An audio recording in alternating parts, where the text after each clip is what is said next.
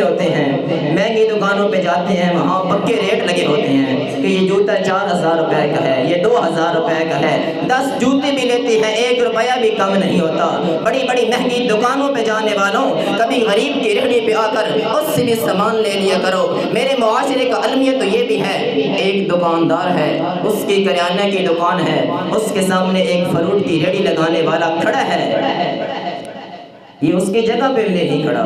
صرف دکان کے سامنے کھڑا ہے، اور یہ اتنا سخت دل ہو چکا ہے، مال کی حوث اس کے اندر اتنی آ چکی ہے، اس سے بھی کرایہ وصول کرتا ہے۔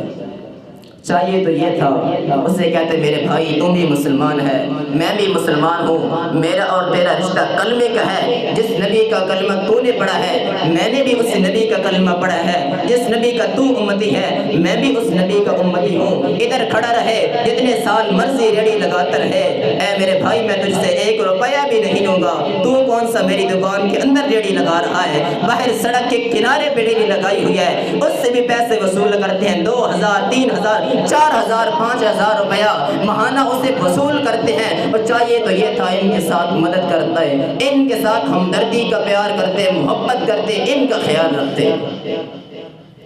تو میرے بھائیوں یہ ایک دل کو جوڑنے والی باتیں ہیں، لوگ ان کے اوپر کبھی غور نہیں کرتے۔ حضرات گرامی قدر، آج ہمارے اندر سے ہمدردی، محبت، ایثار یہ ختم ہو چکا ہے۔